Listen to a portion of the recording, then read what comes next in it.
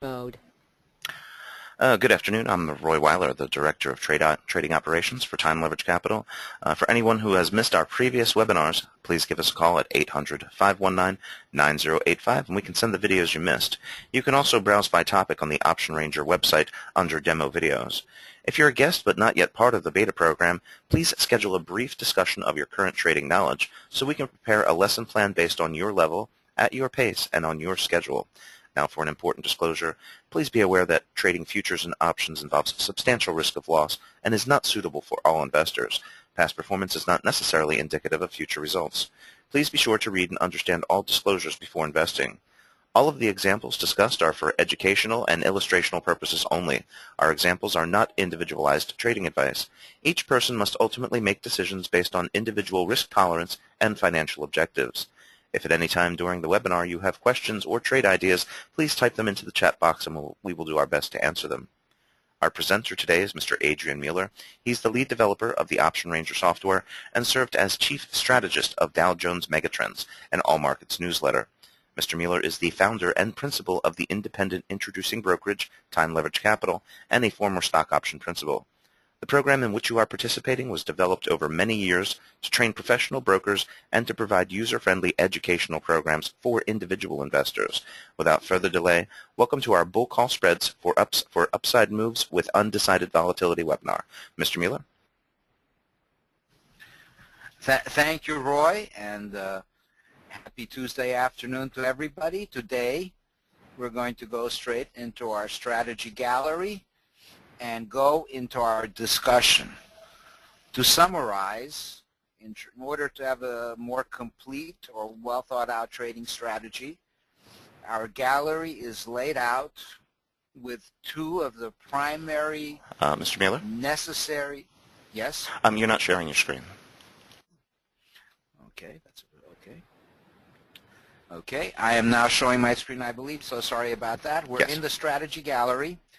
And in order to develop an opinion, we try to have a complete outlook that covers at least two main points, and then beyond that we have to have further thought in trying to map out a trade. One of the objectives of the Option Ranger is to make one think in order to have the inputs that go into the trade, and during that thought process to determine whether or not the risks and rewards are worthwhile by looking at actual outputs on spreadsheets. On today's trade, again, we are looking at the two principal outlooks, which is one direction that most people are familiar. They have a bullish outlook, they have a bearish outlook, or a neutral or undecided outlook. The second, much less considered area, but an area that is essential, is to have an outlook on volatility as well. And that is, to what extent is the market moving? What is the standard deviation? How large are the anticipated moves? And on that basis, to come up with a volatility outlook. And very much like direction, volatility can go up. But as the image shows here, volatility means more up and down bouncing more than an upward directional outlook. We can have volatility go down, as when markets are very volatile and then they quiet down. That's another type of an outlook. And finally, an undecided or neutral volatility outlook. Today's trade for bull call spread is a bullish trade. It's clearly under the bullish trading strategy category, and it is one that anticipates an undecided volatility. Just a moment, and here we are. The other possibility in that particular scenario is a short butterfly spread, and we're going to cover that another time because it is a more complex combination trade. As you can see here, and we have a graphic of the image, you can always click on the graphic and now you're taken to a page with a trade detail. You're going to notice a new addition, thank you very much for the suggestion, to our beta group. You are more than earning your keep in the use of the software. As you can see here, in addition to a directional outlook and a graphic, we've incorporated a demo video of bull call spreads and when to use them that will take you to a former program with a demonstration, and we are accumulating a library of content, of demo video content, on how to input trades which you can visit in our reference material section under demo videos. Intuitively, however, they appear here. Now, of course, you can look at the demo on your own, see how the inputs are, see a former complete webinar and an increasing library of content, or just get a quick reminder by looking at the image. And again, as you can see here, the strategy consists of buying a call and writing a call.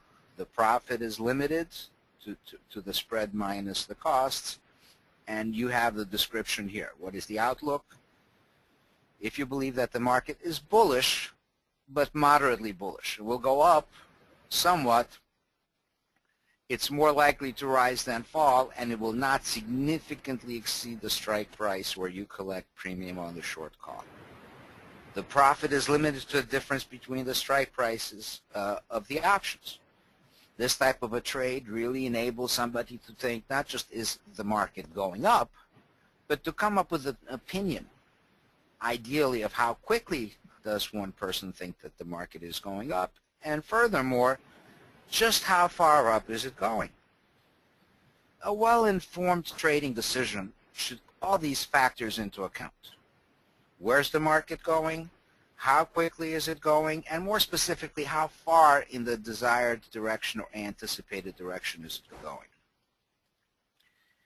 The inputs in the Option Ranger software compel us to think about these things and model out different prices and different levels until we come up with something that either makes sense to us, or if we don't, then we just know the trade is not for us.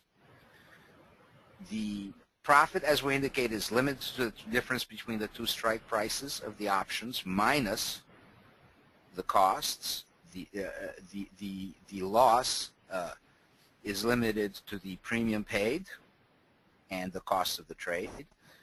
And time decay in this particular case is a minus. So if time erodes and the market does not go up, then this trade would be damaged by time erosion, and you have to watch time decay very closely.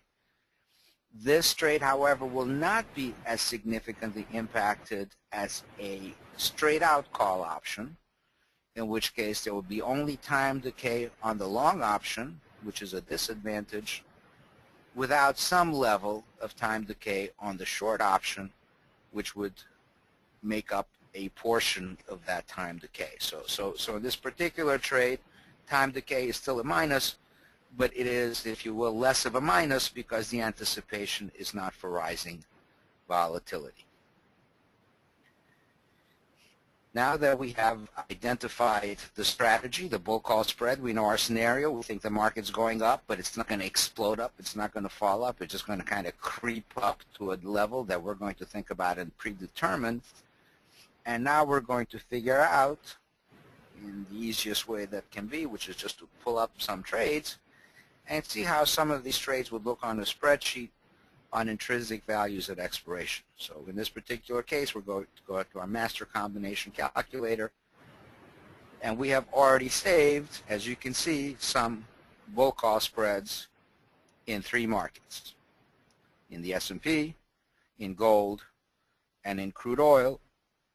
And all of these positions are on the June option. So let's go ahead and pull up the June S&P position. In this particular case, a person is buying the S&P 500 index at 1860, so looking for the market to be above 1860, and selling the 1960 call, meaning that there's a target of somewhere around 1960 is the ideal expiration. So this is a bullish trade. And let's look at the particulars. Now, we've already input the trade. As you know, once you put in the S&P 500 index, the contract market comes up with the tick values and the specifics and a helpful link that takes you to the S&P particulars and the what to watch section on the S&P. And we have a call spread, so our strategy has been defined and the boxes populate. The call spread consists of buying calls and writing calls. In this case, it's a 1-by-1 non-margin call spread. As long as you don't sell more calls than you buy, this is a non-margin trade. So today we'll be looking at non-margin trades. Be very mindful that if you write more calls than you bought, Those additional calls would be naked calls and would be subject to margin. So today we are going to strictly look at call spreads, vertical call spreads, bull call spreads that are one-on-one, no naked option, no margin.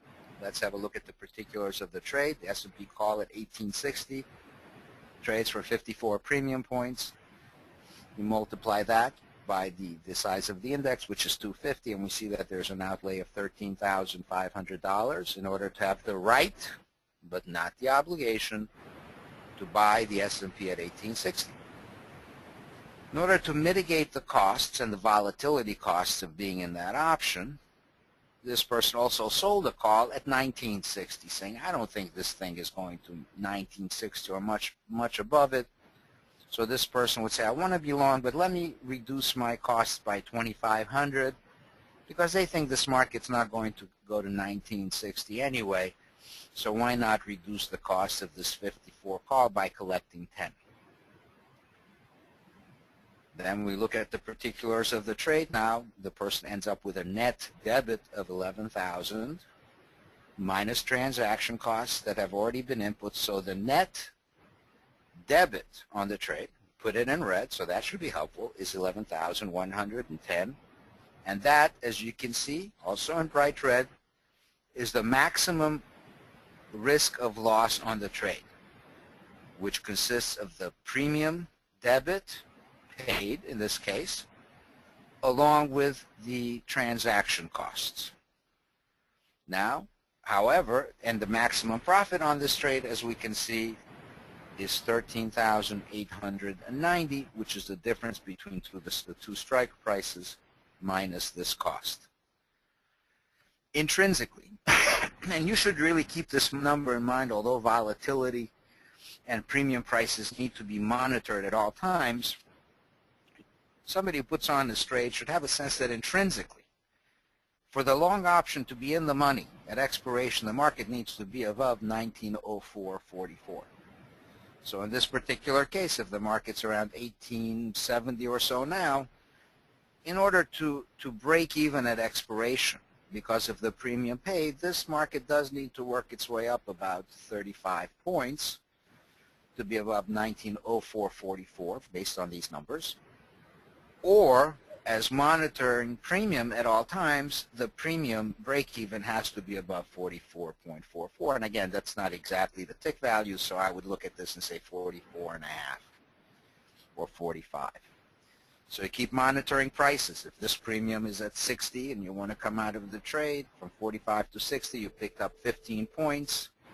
So on that, the math would be, let's say somebody says, well, I picked up 15 points, and the tick value is 250. Let me just see if that's something that's interesting. So the person would say, well, I picked up 37.50 net on the trade. They might want to come out at that level. By the same token, if the premium goes down 15 ticks, then this trade would be down 37.50, and the person would have to decide, do I want to hold on or do I want to mitigate my losses and look for an exit? Let's keep looking at the specifics on the contract again. We have them listed here, the index values, the options unit, and then a grid that shows us the sweet spot on this trade, and it's pretty well defined. We know that if there's no adjustment, no offset, somebody just buys this spread and forgets it, then at expiration, if the market drops or is flat or doesn't get to where it needs to be, the purchaser of this bull call spread could lose the maximum possible in this amount, which is the initial debit of 11,110. I strongly recommend that no person should incur that maximum loss if they monitor the trade closely and look for exits if their objectives are not being met within a particular time frame and before time erosion really finishes off the long option. On the other hand, on the upside, as you can see, having collected that 2,500, sold that option that was sold here at, in this particular case, at a strike price of 1960. It really doesn't matter how much above 1960 this market goes, gets past 1960, doesn't matter. Gets to 1968, it's still the same gain. It's still the same gain at 2000 going up and up. No matter how much this number goes up to 2000 and beyond, the profit in this case is predetermined once the short strike price has been exceeded. So obviously somebody who looks at this trade is looking for a trending, moving, non-explosive market. Now, just for purposes of illustration, again, if somebody, let's say somebody looks at this trade and says, I want to be bullish, but I don't think this market has much of a chance of getting past 1960. That person might turn around and say, you know what, I want to collect more money and make money in a narrower range because I'm not that bullish. So let's say that person thought, let me see if this market could go, I only think it's going to get to 1930. So let's say somebody says, I think it's going to move up, but I think it's going to move up even less, and this is where practice and the inputting of numbers and changes is important. That person might say, you know what, let me go ahead and go to a strike price of 1930. And again, inputting strike prices is very easy. Once we click on the box, a dialog box appears that tells you how to input the strike price, and it takes you to a link with more information about strike prices.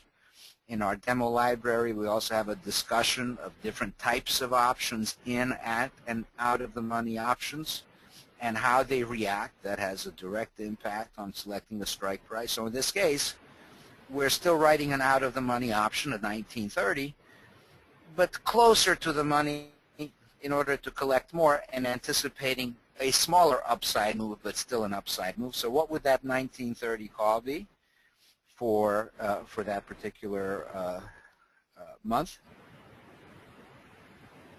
It is trading at 19. Okay, so as you can see now, although the upside potential has been reduced by 30 points, there's 9 extra points in premium collected, so we know that's 9 times 250. So that would be 2250, but instead of doing all that complicated math in our heads, let's just go ahead and hit calculate. And as you can see now, we immediately have a basis for comparing the next trade. Oh, and we have quite a few of them sitting here. And let's have a look at what we have now. And the particulars of the trade has changed. Now, the person is still spending the same money on the 1860 call, but collecting 4750 on the 1930. So the net outlay on this particular transaction now is at 8750, and watch this, it's very easy to do. So I'm spending 8750, which is my maximum risk after cost, so calling 8860 total. That's my maximum risk. I have a chance at 30 points less, but wait a minute, how much was that other one? So then you can just go back to your save trade, click on it, and there it is. So as you can say, it's the difference between risking 11,110 on a particular trade versus risking, and again, we can save this under tab later so that we can see the trade. So I'm risking now, instead of 11,110, I'm risking 8860. So it's a lower risk. The break even, as you can see on the future now, is down to 1895.44. Before we were over 1904, and again, we can just click back and forth to compare the profit and loss numbers and the break evens. And the break-even premium now is at 35.44, so that's lower as well by about 9 points. And if you look very closely, the 9 points, extra points that we collected on the second option is what reduces our break-even by 9 points, both on the premium and on the futures. The numbers have to make sense. If they don't make sense, we don't belong in a trade. So let's have a look at this one, and as you see now, the risk is diminished, but again, the maximum risk is incurred if there's no offset, there's no exit strategy or money management strategy. On the other hand, on the upside, as you can see, the break even at 1896 intrinsically, the trade makes a few dollars, whereas on the wider spread with more potential and more cost, intrinsically this level would be a losing level at 1905, which is relatively close to the previous break even. Now this trade picks up 23.90, and then of course it does hit its sweet spot at 19.30. It's 86.40, and that is the maximum that can be made on that particular trade, regardless of how much the market goes beyond that point, because the call has been written at 19.30. And as you can expect with any objective measurement of an investment, as you can see, the cost in this trade is lower, the break-even on this trade is lower, and as you should expect in the real world, the profit potential is also somewhat lower. So there's definitely an efficiency in the marketplace, and what the option ranger does and what any good calculation does is enable you to see where your sweet spot is for this trade. In this particular case, as you know, it is at or above, it is above your maximum gain in this particular case at the 19.30 strike price that you wrote. If you're doing ratio spreads and you try other combinations, you can change the number of positions, you can change the combinations, recalculate, and view the trade on the saved tab to see how it does.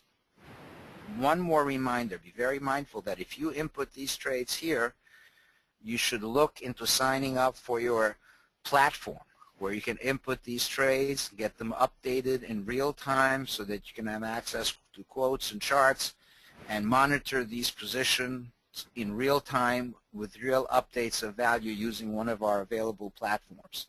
So you will be able to tie this in and monitor positions as you go. Okay, unless there are any questions on the S&P, we're going to go ahead now and proceed with the next market, which we're going to be looking at the gold market.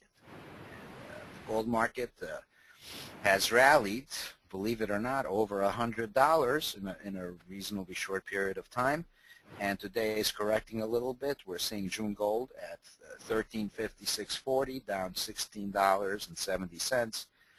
And let's look at our preset gold trade. Again, we're looking at a call spread. When you click on the gold market, the contract specifics come out. It's 100 troy ounces, so it's $10 is our tick.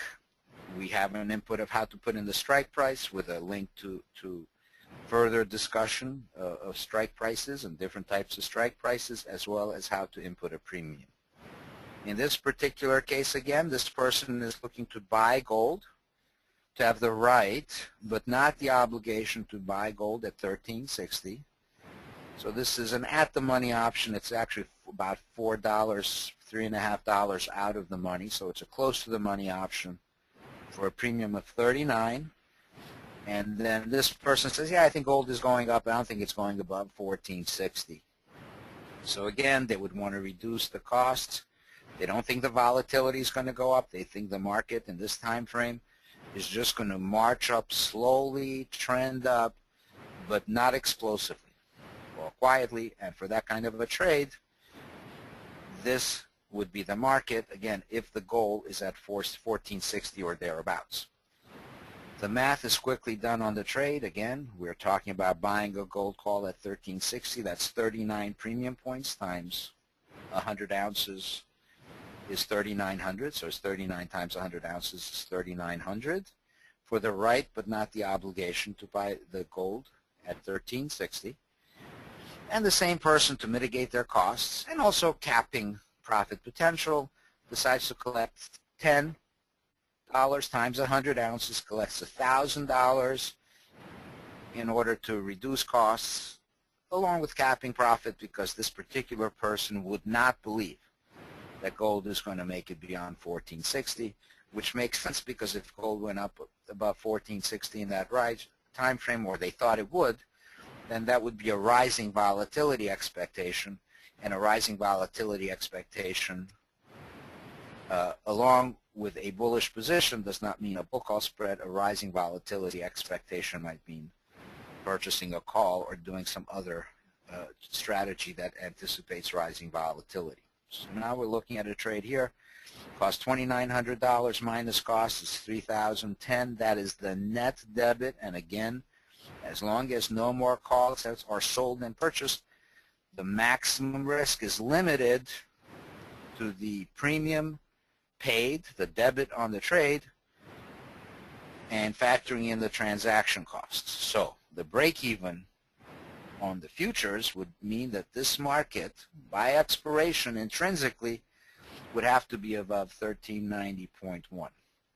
Somebody who doesn't see this market moving up nicely beyond 1390 at a fairly decent pace should be extremely cautious about putting on this trade in this particular configuration. On the other hand, on certain types of volatility and a move, the break-even on premium is 30.1. So again, you can always do the math because it's 100 ounces. So if it's up $10, let's say if the price goes from 30 to 40, that's $10 times 100 ounces. The net would be $1,000. If it was down 10 premium points, then it would be down $1,000. The difference being that the maximum loss is limited to the amount of the debit. That's why you pay a premium. And the maximum profit would also be limited to the difference between the two strike prices minus the premium and costs, which in this particular case is easily translated into $6,990. We have a review here, and let's see if this trade is in our sweet spot. Well, the sweet spot for this trade, as we said, is at the strike price that was written, which is 1460. So as you can see, once the market breaks above 1460, it doesn't really matter much. The maximum has already been gained on the trade.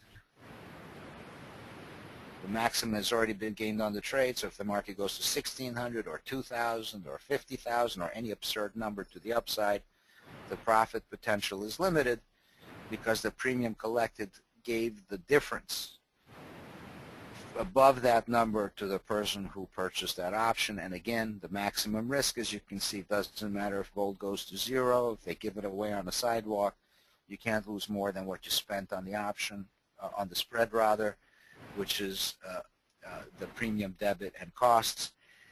Again, if your market doesn't go up within a certain time frame and you see time erosion being a negative on this trade, it would be extraordinarily ill-advised to sit and incur the maximum loss of 3,000 plus without some sort of an exit strategy, either based on a time or on a price or some other criteria to salvage premium if losing money, and also to offset if your outlook changes or you're making money.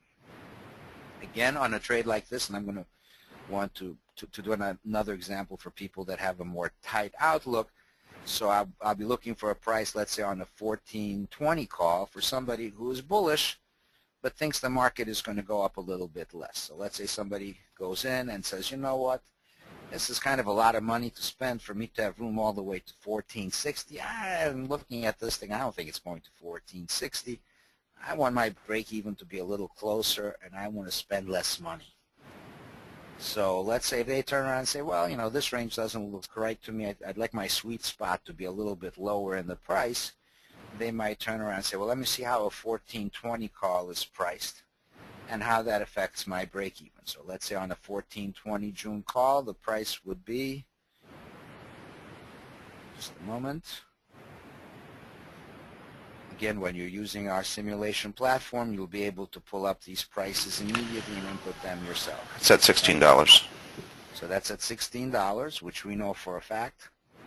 The difference between 10 and 16 is 6. 6 times $100, which is the tick value, is 600. So all the numbers are going to change by 600, but you know what? We don't want to rack our brains with that. Let's just go ahead and let the computer do the work. All the numbers change. Now, although we still paid the 3,900, collecting 1,600, that's 600 more. Now the trade is at 2,300 instead of over 3,000. 2410, including the cost, is factored in. The break even is lower now. It's at 1384 rather than 1390. That's our $6. The break even premium is also lower by that familiar $6 at 24 and change. So there's less spent, there's less risk. You should still look for an exit strategy if the market doesn't go your way. But as you can see, our break-evens are closer in. At 1392, this particular trade would be making money instead of losing money a little bit. and then on it goes until we get to our maximum, which in this case is 35.90. So again, the cost is less, the break-even is closer because we collected more premium for an out-of-the-money option, and so the risk and reward scenario continues to be balanced based on what can be made and what can be lost in the gold trade. And again, just to look at one other example, let's say somebody is more bullish gold, and they say, you know what, I want to sell a 14, forget that, I want to sell a 1480 call. They want even more room. So now as a person says, you know what, I want to make more because I think that this market's going to go up even more. Let me see if it's worth my while to sell a 1480 call. How much is that worth? $7. That's $7, which we know 7 times 100 is 700. But nonetheless, let's go ahead and do the math. Now we see now this person is spending even more. The highest of the trading 900, only collecting 732 with fees, 33.10. But because this person is doing a wider spread, they're risking more on a flat market or drop, outlaying more, have a bigger profit potential on a move, and need a higher level break even because they collected less money. So as you can see, there's a way here of monitoring and selecting your positions, selecting your strike prices, and deciding whether the premium that you collect against your anticipation of diminishing volatility reduces your cost enough to be worthwhile to cap your trade. Remember, when you collect this premium, you are capping your position in exchange for lowering your initial cost. Finally, let's go ahead and look at a third market that has been stirring and has had a lot of geopolitical excitement associated with it. And by that I'm referring, we already have a preset trade in the crude market. I want to remind you that while we can preset these trades in a tab and you can change them as I'm doing in this meeting, you can easily input your own trades from scratch using our demo videos and tutorials and on any market, and you can see that we cover pretty much all markets when you look at the drop-down menu. And in this final case, we are going to look at the crude oil market, and we have a preset tab there. Again, a crude oil spread. This person is purchasing a call at 98, which means they have the right but not the obligation to buy crude oil at 98, and they're paying $2.90 in premium. Again, we know up here that that's a 1,000-barrel contract, so if you take 290 and you multiply it by 1,000, sure enough, you get 2,900. The math is all done in there as a shortcut, but we want people to also see where the math and calculations are coming from for a more intimate understanding of the pieces of the trade. Finally, this person is anticipating that this market can go up, but they don't expect it to go up with hugely explosive volatility, so they're saying, you know what, I'm going to go ahead, and I think this market's not going much above 106, so let me see what I can collect to reduce my cost in this trade, because anything beyond that is unlikely, so why not get paid a little bit if the market's not going to go past there anyway, in my opinion. So on that type of a scenario, this person would collect 50.50 times 1,000 barrels. That's $500. So they would pay $2,900 for the option that is bought for the right to buy crude at 98. They would sell an option for $500 to relinquish the right to that position at 106 for a debit, an initial debit of $2,400. Again, you factor in fees. If you use a default of 55, that's 2 positions, for a total net premium and cost debit and maximum risk of 25.10. Again, as you can see, what all these trades have in common, the reason we like to demonstrate them together is because their risk and profit features are the same. The maximum risk is always the net debit on the trade. The maximum profit is the difference between the strike prices minus the debit.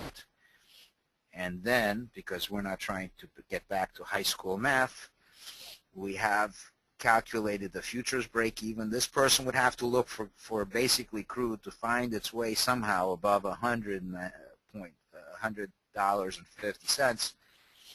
Of course, that's not a full picture depending on volatility, but it's a good way to try to see if you think the futures price is going to be beyond there by expiration, maybe sooner. Again, the premium break-even point, which you monitor at all times, is 2.51 or 2.50. So at any given time during the trade, you monitor the premium and decide, is it a trade which I want to exit for profits? Is it a trade that I should be offsetting because it's not going my way and I'm losing? What exactly is the scenario? So you keep monitoring the premium at all times, and also being mindful that your real expectation is that this market's going to find its way above 100 somehow and as close to 106 as possible. And then when we look at these risk and reward scenarios, again, we see one of the features of these non-margin trades that people like is that if the direction is wrong and the market tanks badly through the floor, the maximum risk is predetermined. Again, just because this is the maximum risk, I can't caution you strongly enough that one should not sit on their hands and incur the maximum theoretical loss on a trade. If you're monitoring your position and the market's not confirming your bullish outlook or your volatility outlook, you don't need to sit around and be stubborn.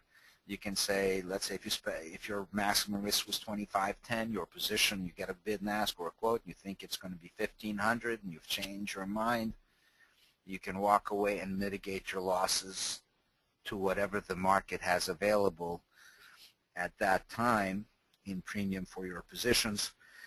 And of course, if you wait or circumstances it's late enough in the game or the market drops enough, then one would not be able to collect anything significant. So be mindful of managing this number, because if you mitigate your losses on the when you're wrong, as you can see, the profit potential is pretty good as long as you don't incur the maximum loss every time that you're wrong.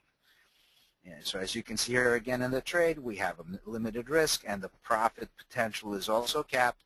So once we break above that 106 level, which is a sweet spot on the trade at 54.90, doesn't matter how high the market goes, that potential is capped because we gave the right to those additional gains to this person that bought that $500 call from us. On the other hand, they reduced our cost and gave us a lower sweet spot in this particular scenario for the person to make money. Again, when you're looking at this trade, you can change the strike prices, you can change the number of positions, you can change the premium amounts to fall more in line with your outlook. And again, as you will see, the option ranger, the spread calculator, master calculator have the features of easily changing these trades into ratio trades. So I'm just going to show this, then I'm going to erase it, because you'll see the minute you sell an additional option or an additional call. So I'm going to change this scenario to a 1/2. Now there's an extra call sold. As I indicated to you before, if there's an extra call sold, that becomes a margin trade. So although now the cost is just down to 1,900 instead of 2,400, etc., plus fees, now it's 2,065. The break-even scenario changes, but the important thing I wanted to point out is that the risk scenario on a very large upside move, because of the second naked option, becomes unlimited and is labeled accordingly. So for people that are not in a position to take that risk, if the market breaks out above 111, call it 112, as you can see here, now the sweet spot looks different. The sweet spot's in the middle. The break-even is lower. The potential for profit is higher at lower numbers.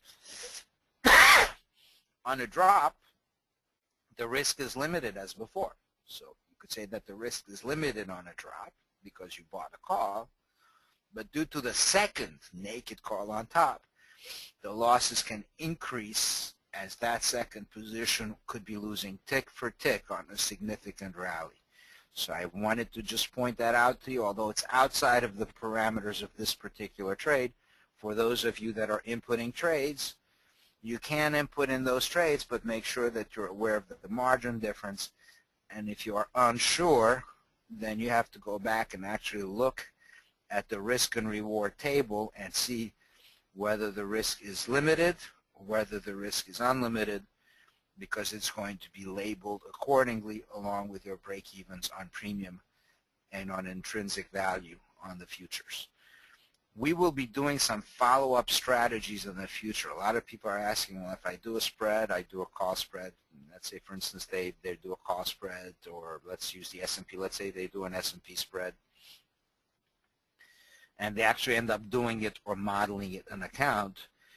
And they say, well, what do I do if my outlook changes? What if I would go back into the strategy gallery at this moment and I no longer have the outlook for a bull spread? Now I think that the market is no longer bullish. I think I'm undecided, but I think the volatility is going to go up. Well, all of a sudden, we've got a whole different outlook. How does that affect the trade that is in play? What we have started out as a beta group strategy follow-up is now going to become a very regular feature in terms of following up those trades. And let's say, for instance, if the outlook changed, perhaps this market has found its way to, let me just say, at some point, let's say this market has found its way to 1930 in a hurry, and our volatility outlook has changed. We have to put this trade back in, and we have to look at follow-up scenarios and the changes that would be called for in the middle of the trade, because while this is a good way to start and model out a trade, as we all know, putting on a trade is just like getting in your car and starting out on a ride. You may be pointing in the right direction, but if things change, you have to know how to steer and how to get to your destination as things change. So we are going to incorporate follow-up strategies and responding to follow-up strategies in the same format, using the basics of direction and volatility as they change to modulate the trades that we have. So we might turn around and take an existing trade like this and tell somebody, okay, you know what we're going to do now? If the volatility outlook is changing, we'll add another spread. Or perhaps we're going to turn it into a ratio spread. Or perhaps add some additional premium through another strategy, and we'll be able to map those out and model those out as well to monitor trades. Do we have any questions? Actually, related to what you were saying, some people are interested in the spreads that we did a couple of weeks ago. You mean the call spreads? Yes. Okay, let me just have a look here. Okay, we did those. We didn't save them here because we're really not trying to treat these trades as recommendations. They're really illustrations. So we did an example. I think it was in the future spread calculator. Here they are. And we actually labeled them at that time no margin, just to make the point. So let's see what we had. We had, actually these were, it's exactly a month ago, February 18th. And let's see, maybe we can update some of these values. We've got, we had a call spread for June, buying the 1820 at 63 and selling the 1920 at 17. So these were the particulars of the trade. Doesn't look that different from actually the trade that we did today in terms of premium. One of the examples we did and premium spent. And as you can see here, the sweet spot for this trade intrinsically is 1868. The market's already broken that. It's around 1870. So this trade is already making, you can do the math from 68 to, from where we are to 70. Let me see, if we're at 70 and the market's not closed, call it 71. Our futures break-even point would be 1866.5. So if you go to 71.5, I'm just making up numbers here for illustration purposes, that would be 5 points. Intrinsically, you're looking at 5 times 250 would be 1250 if it was expiration. However, what we would do in this case and see if the trade worked out would be probably to look at the premium values. And in this particular case, our break-even on premium would be somewhere, let's say, at 46.5, and obviously we would be monitoring that premium now to see, depending on our outlook, whether it was worthwhile to take a profit on that trade or not. And again, if you were to look at those values, and we are looking at the June options, Roy, can you give us a ballpark spread price on that? And again, this is just for illustration purposes, so people can see how this thing moved in the last month with volatility. As of this morning, the spread was worth about 54 points. Okay, so if it was worth 54 points, and let's say one did it for 46.5, and it goes to 54, so let's call it 47 to 54. We're going to round up a little bit, so the math is easy. So that would be 7 ticks times 250, and 7 times 250, we can do the math, or we can do it's 2250.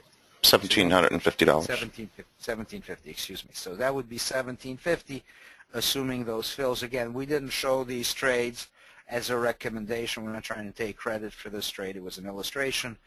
And I think at the same time, or in that same time frame, when we did a bear put spreads webinar, we might have done that same example in reverse.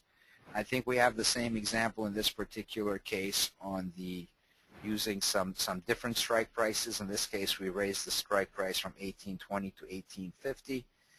So that was looking for that was a lower cost and more bullish outlook. And we can look at the premium, or we can just look intrinsically where the market is. Again, as you can see on a different trade, intrinsically, this one was at 1878.44. So if today was expiration date, that trade, which cost less money, but purchased an option farther out of the money, would still be fighting to get to its break-even point on the futures. Although again, on premium, it might be getting somewhere on the premium. Do you have the premium calculation for that, just out of curiosity? As of this morning, it was about 34 points.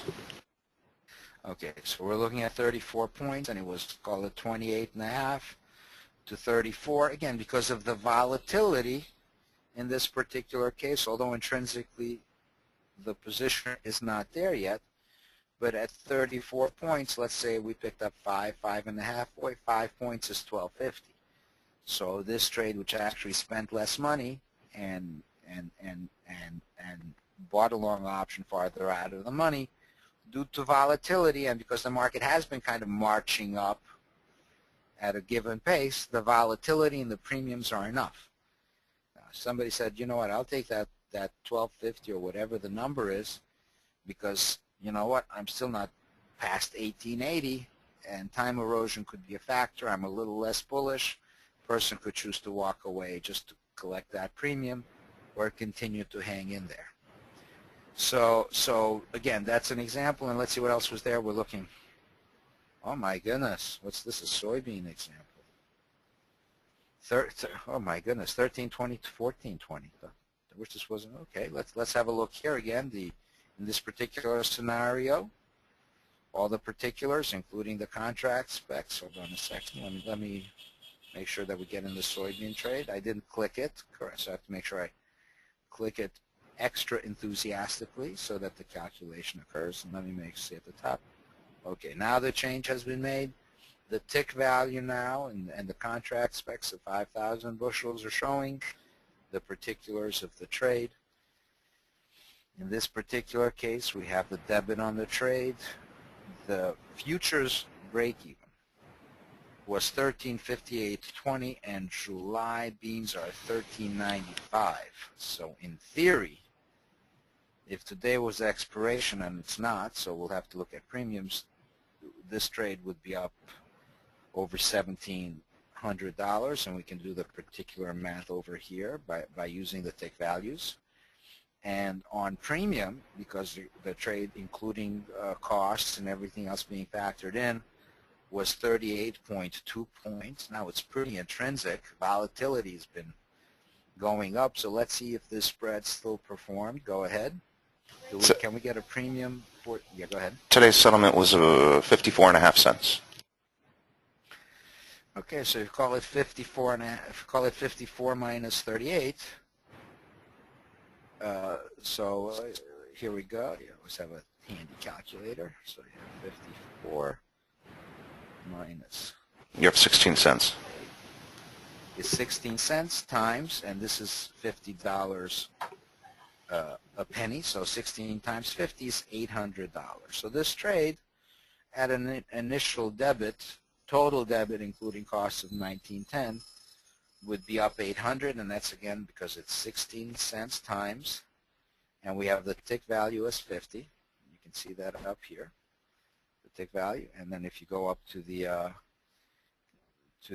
calculator again, that gives us a net after costs, assuming that fill, more or less of about 800. So again, a person would have to decide, this trade is in the money. Do I think it's going to rally? On a percentage basis, that's 1,900 to make 800 on that, and since in 1 month is fairly extraordinary, again, a person would have to decide, do I want to take profits here? Do I want to let it ride? Or do I want to perhaps modulate my position? A bullish person might want to roll up their 1420 call. A bearish person might want to sell their 1320 and play out the 1420. At that point, it would be a naked margin position. So whatever the scenario is, as the move evolves, we continue to change our outlook. We go back to our strategy gallery. We find our shifting position, and then through follow-up and fine-tuning that position, we can go back and adjust that position accordingly, re-enter it, and then of course track it on your simulation platform. And certainly if you're trading it in real time, you'll be tracking it very closely on your real-time platform. Okay, do we have any other questions? No, that looks like about it. Okay, please answer the survey at the end if you think that you got any better understanding, and if you have any questions on bull call spreads or any other type of trade, please be sure to let us know and continue looking for the changes. We're very pleased in the new layout on our demo videos, as well as within our strategy gallery, where now you're going to be taken in all of these scenarios to additional demo videos, both on how to input trades and also with a discussion of different types of trades and scenarios. The more examples you see, the more numbers run across in front of you, the better your grasp and understanding of the market. So continue doing what you're doing, and thank you all very much for your feedback that has helped us make the progress we've made so far. Good luck learning, and in case you are trading, good luck trading, and good luck overall. Take care, and I hope to see you tomorrow for our follow-up. And Thursday, we're going to be doing the opposite of this trade, same scenario. We're going to be doing the bear put spread, which as you can see is a corollary to the bull call spread, has a very similar outlook, except the expectation is for a bearish market, for a dropping market with undecided or flat volatility. I look forward to speaking with you on Thursday, and be sure to keep your questions and suggestions coming in. Thank you.